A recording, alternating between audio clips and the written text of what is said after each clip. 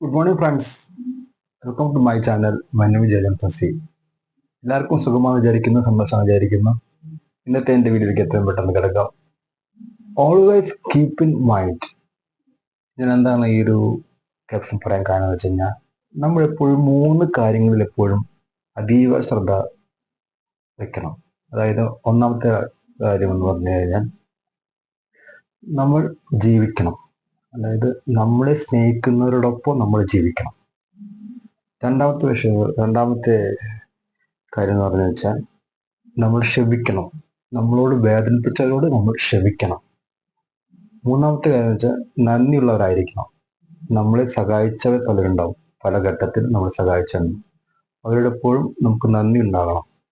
ഈ ഒരു മൂന്ന് കാര്യങ്ങൾ നമ്മുടെ ജീവിതത്തിൽ എപ്പോഴും നമ്മൾ പാലിക്കാൻ ശ്രമിച്ചു കഴിഞ്ഞാൽ നല്ല ഒരു ലൈഫ് നമുക്ക് എപ്പോഴും ഉണ്ടായിരിക്കും. ഒരു ഫ്രഷ്നെസ്, ഒരു സന്തോഷം നമ്മളെപ്പോഴും ജീവിതത്തിൽ ഉണ്ടായിരിക്കും. അതായത് ഈ മൂന്ന് കാര്യങ്ങൾ: നമ്മൾ സ്നേഹിക്കുന്നതോടൊപ്പം ജീവിക്കണം, നമ്മൾ വേദനിപ്പിച്ചവരോട് ക്ഷമിക്കണം, നമ്മളെ സഹായിച്ചവരോട് നമ്മൾ നന്ദി പറയണം.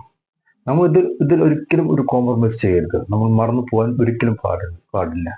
കാരണം നമ്മളിതിൽ മൂന്ന് കാര്യങ്ങളും നമ്മൾ കറക്റ്റായി ചെയ്ത് കഴിഞ്ഞാൽ നമ്മുടെ ലൈഫ് എപ്പോഴും ഒരു സക്സസ്ഫുള്ളും സന്തോഷവും, അതിനുപരി നമ്മളൊരു വലിയൊരു തലത്തിലേക്ക് നമ്മൾ തന്നെ മാറുകയാണ് ചെയ്യുന്നത്.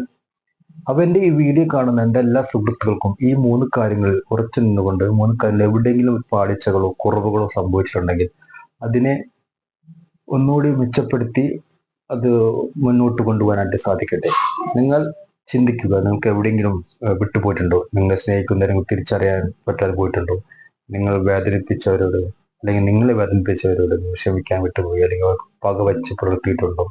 അതുപോലെ നമ്മൾ പല ഘട്ടങ്ങളിൽ നമ്മൾ സഹായിച്ച നമ്മുടെ സുഹൃത്തുക്കൾ, നമ്മുടെ ബന്ധുമിത്രാദികൾ, പലരും പല സമയങ്ങളിൽ പലരും നമ്മളെ സഹായിക്കാനായിട്ട് എത്തിയിട്ടുണ്ടായിരിക്കാം. അവരോടൊക്കെ നമ്മൾ നന്ദി പറഞ്ഞിട്ടുണ്ടോ എന്നൊക്കെ നമ്മൾ ചിന്തിക്കേണ്ട വിഷയം അതിക്രമിച്ചു കഴിഞ്ഞിരിക്കുന്നു. അല്ലെങ്കിൽ ആ ഒരു സാഹചര്യം നമ്മൾ വന്നു ചേർന്നിരിക്കുന്നു. നമ്മൾ എപ്പോഴും അതൊരു അലർട്ടായി, അല്ലെങ്കിൽ അതിലൊരു വലിയ സീരിയസ്നെസ് ആയി, അതിലുപരി എപ്പോഴും നമ്മുടെ ഒരു ധാർമ്മിക കടമയായി കണ്ടുകൊണ്ട് ഇതൊക്കെ ചെയ്യാനായിട്ട് നമുക്ക് എല്ലാവർക്കും സാധിക്കട്ടെ എന്ന് ആത്മാർത്ഥമായി ഞാൻ ആശംസിക്കുന്നു. ഇതിന് കഴിയട്ടെ എന്ന് ഞാൻ പ്രാർത്ഥിക്കുന്നു. Is end of ജയജോത്സി.